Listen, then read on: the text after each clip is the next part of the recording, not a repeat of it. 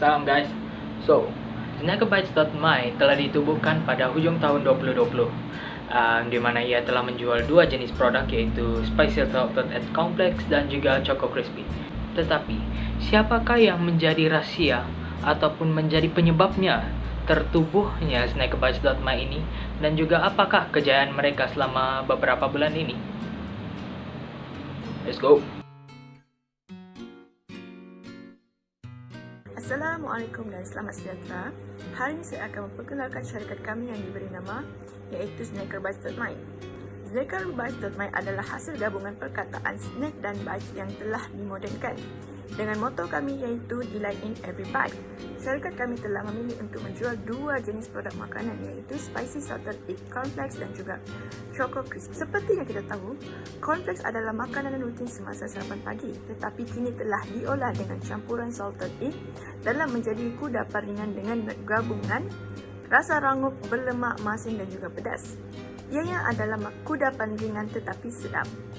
Untuk Choco Gel pula adalah kudapan campuran bubble rice dan juga Coco Crunch bersama dengan coklat. Tetapi kini ianya hadir bersama perisa lain yang boleh dipilih pelanggan mengikut cita rasa, iaitu berry dan juga white chocolate. Kedua-dua snack makanan ini menjadi tarikan hebat bagi anak muda zaman sekarang kerana ianya mudah didapati dan boleh dimakan pada bila-bila masa. Seterusnya, saya akan memperkenalkan ahli-ahli organisasi yang terdapat di dalam syarikat kami. Syarikat kami terdiri daripada 7 orang ahli, di mana setiap ahli ini telah diberikan tugas masing-masing dalam menjalankan perniagaan di dalam Snakebytes.my. Syarikat kami diterajui oleh Muhammad Khairul Ikhwan bin Abdul Rahim, Charlene Juliet sebagai Timbalan Pengurusi, Syakira Amanda binti Awang binti sebagai Setiausaha Eksekutif, Rizka Romi sebagai Exco Sumber Manusia, Aida Husna binti Muhammad Izzuan sebagai Exco Perekonomian, dan yang terakhir Nurul Nabila Osman serta Ki Yong Ho sebagai Exco Media dan Promosi. Untuk promosi pula, kami menggunakan platform media sosial seperti Facebook dan juga Instagram untuk mempromosikan produk kami kepada pelanggan. Manakala aplikasi WhatsApp pula kami gunakan untuk pelanggan berhubung dengan kami untuk sebarang tempahan ataupun pertanyaan berkaitan produk yang kami jual. Assalamualaikum dan salam sejahtera. Saya Nurul Nabila Osman selaku Exco Media dan Promosi. Di sini saya ingin membentangkan pencapaian syarikat Snakebytes sepanjang kami menjalankan perniagaan kecil ini. Kami mengambil stok sebanyak 2 kali, iaitu pada batch pertama dan batch kedua. Pada awal batch pertama ini, iaitu dalam bulan November, hasil jualan Snakebytes perolehi pada 30 November 2020 adalah sebanyak RM776. Dan pada batch kedua, dalam bulan Disember, terdapat peningkatan sebanyak RM237, di mana hasil Snakebytes pada 31 Disember 2020 adalah sebanyak RM1,013. Pada slide kedua, iaitu analitik atau analisis sosial media. Analitik atau analisis sosial media terbahagi kepada 5, iaitu page insight, audience insight, likes, page reach, dan engagement. Berdasarkan paparan halaman, dapat dilihat jualan yang berlangsung selama 27 hari yang bermula 2 November sehingga 29 November yang menunjukkan bilangan capaian audiens meningkat. Keadaan ini jelas dilihat melalui postingan pada 20 November yang mencapai seramai 173 orang dan melibatkan sebanyak 28 penglibatan siaran. Bilangan capaian menunjukkan peningkatan yang positif pada 22 November 2020, iaitu postingan meraih seramai 211 orang dan 37 penglibatan siaran. Dan pada hari yang sama juga, terdapat postingan yang meraih seramai 504 orang serta 70 penglibatan siaran dalam masa 1 hari sahaja. Pertumbuhan ini amat memberangsangkan dan membolehkan ramai audiens melihat postingan jualan melalui platform Facebook page Snakebytes. Page Insight Facebook yang kedua yang bermula dari 15 Disember sehingga 11 Januari. Slide ini jelas menunjukkan perubahan yang ketara, di mana bilangan capaian audiens telah jatuh mendadak dari 1,155 orang kepada 301 orang. Dan bukan itu sahaja, penglibatan audiens dalam siaran Snakebytes juga turut berkurangan, dan kejatuhan yang drastik adalah pada bilangan orang yang like page Snakebytes, iaitu dari 159 orang kepada 6 orang sahaja. Jadi, dari segi Facebook Insight adalah Audience Insight. Seperti yang tertera dalam slide ini, jumlah yang suka halaman Snakebytes ini adalah seramai 331 orang dan seramai 13 orang yang baru sahaja menyukai halaman Facebook Snakebytes. Bites ini. Media yang kami, Sneaker Bites, turut gunakan dalam mempromosikan perniagaan kami selain Facebook adalah Instagram.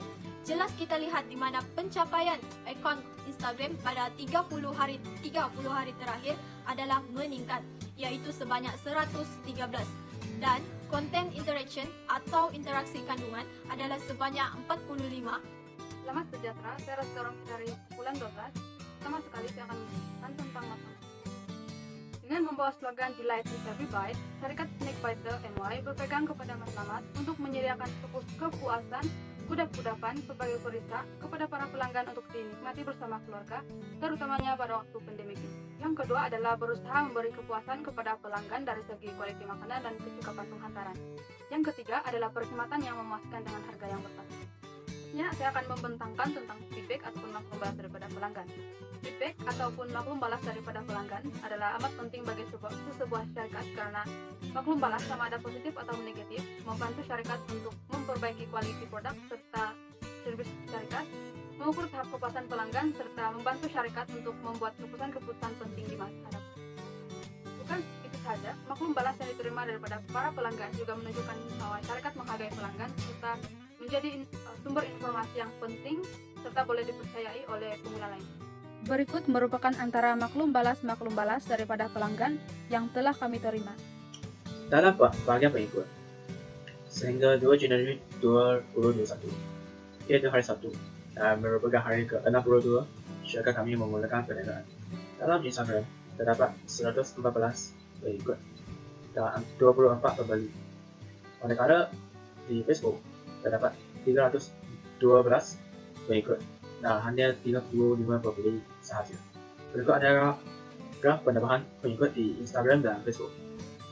Dalam graf penambahan pengikut di Instagram, trendnya adalah meningkat secara ketara dalam 2 bulan ini.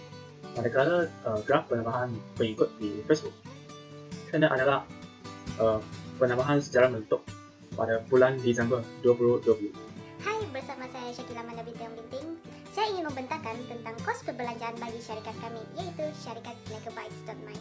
Dan modal permulaan bagi syarikat kami sebanyak RM1,450 Malaysia, di mana 2 orang telah menyumbangkan sebanyak RM300, 3 orang sebanyak RM200, 1 orang sebanyak RM150, dan akhir sekali 1 orang ahli dari kami menyumbangkan sebanyak RM100, yang menjadikan modal permulaan kami sebanyak RM1,450. Seterusnya ialah perbelanjaan stok. Perbelanjaan stok bagi syarikat kami mempunyai 2 peringkat, di mana kami ada batch pertama dan juga batch kedua. Pada batch pertama, 15 hari bulan 11 2020, kos perbelanjaan bagi Cokojar sebanyak RM320, di mana kami telah mengambil sebanyak 40 unit yang berharga RM8 seunit. Produk kedua kami yaitu Spicy Salted Egg, di mana kos perbelanjaan bagi produk ini sebanyak RM252, di mana kami telah mengambil sebanyak 24 unit yang berharga RM10.50 seunit. Untuk batch kedua pula, pada 23 hari bulan 12 2020, syarikat kami telah mengambil sebanyak 30 unit produk Cokojar yang berharga sebanyak RM10 seunit. Jumlah perbelanjaan stok bagi produk Cokojar ialah RM320. Manakala perbelanjaan bagi Spicy Salted Egg Cornflakes pula, kami mengeluarkan sebanyak RM252, di mana 24 unit telah diambil dengan harga RM10.50 seunit, bersamaan dengan perbelanjaan stok bagi cornflakes pada batch pertama. Seterusnya ialah kos penghantaran, di mana kos penghantaran mempunyai 2 peringkat, yaitu batch pertama dan juga batch kedua. Pada batch pertama sebanyak RM140 untuk kos penghantaran, dan juga batch kedua RM208 untuk kos penghantaran, dan jumlah keseluruhan bagi kos penghantaran ialah RM348. Nama saya Charlene Juliet Lewis dan saya akan membentangkan tentang record jualan dan juga pembagian untung. Bagi record jualan, di Semenanjung terdapat 2 unit Cokojar dijual dan juga 2 unit juga bagi kompleks yang terjual. Di Sabah Sarawak pula terdapat 20 unit Cokojar yang terjual dan juga 22 unit bagi kompleks. Bagi batch kedua terdapat 7 unit kompleks terjual di Semenanjung, dan bagi Sabah Sarawak pula terdapat 43 unit terjual untuk Cokojar dan 17 unit terjual bagi kompleks. Jadi jumlah keseluruhan sales bagi Cokojar ialah RM952 dan kompleks pula sebanyak RM837, dan itu menjadikan keseluruhan sales sebanyak RM1.789. Seterusnya ialah pembahagian untung. Pembahagian untung bagi kumpulan kami berdasarkan diambil berdasarkan nisbah daripada modal kapital kami. Bagi Muhammad Khairul dan juga Syakila Amanda, mereka mendapat bahagian sebanyak RM370.14. Bagi Ki Yong Hao, Aida Husna dan juga Nurul Nabila, mereka mendapat RM246.76.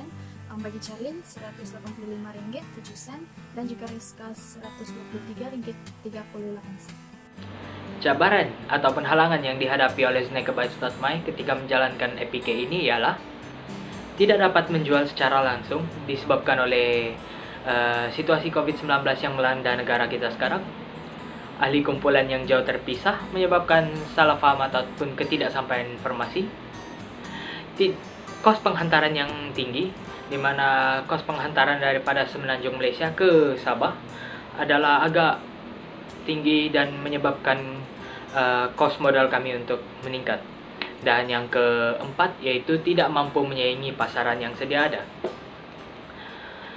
Cara penyelesaian untuk cabaran ataupun halangan yang kami tempuhi sebentar tadi ialah sosial media seperti Facebook ataupun Instagram sebagai platform jualan atas talian. Dan yang kedua yaitu menjual secara berasingan dan sentiasa melakukan perbincangan secara atas talian sama ada menggunakan Discord ataupun Google Meet. Dan yang ketiga yaitu menempah stok dengan ejen tempatan. Dan yang keempat yaitu membuat promosi seperti memberi free gift ataupun free delivery. Cadangan ataupun refleksi bagi Snakebytes.my merangkumi 3 aspek, yaitu daripada komunikasi, pengagihan tugas, dan juga persekitaran. Untuk aspek yang pertama yaitu komunikasi, ketidaksampaian informasi adalah aspek yang amat krisis dalam kumpulan kami, di mana semuanya tinggal secara berjauhan sehingga boleh menyebabkan sedikit salah paham ataupun perselisihan paham boleh berlaku sehingga boleh mengganggu sedikit sebanyak prestasi kerja di dalam kumpulan. Yang kedua itu pengagihan tugas. Pengagihan tugas yang agak berfokuskan kepada individu, di mana ianya boleh dicakap sebagai kurang seimbang karena disebabkan oleh faktor lokasi, kepakaran individu, dan juga kelengkapan peralatan. Dan yang ketiga yaitu persekitaran. Persekitaran pelajar ketika ini kebanyakannya adalah kurang kondusif, di mana semua pelajar kini belajar secara online dari rumah. Hal-hal ini disebabkan oleh gangguan-gangguan ataupun hal-hal pribadi yang sering mengganggu pelajar, sehingga boleh menyebabkan kesehatan mental pelajar terjejas. Dan ini sedikit sebanyak melambatkan proses kerja Snakebytes.my. Sekian daripada kami Snakebytes.my. Jangan lupa follow kami di Facebook dan juga Instagram. Link Facebook dan juga Instagram ada di description box di bawah. Terima kasih sekali lagi kerana membenarkan kami untuk membawa kebahagiaan di tiap-tiap gigitan Anda. Saya Muhammad Khairul Ikhwan mewakili Snakebytes.my. Ciao.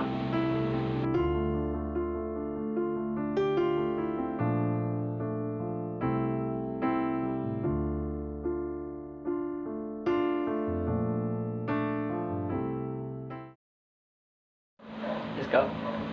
Let's go. Let's go. Let's go.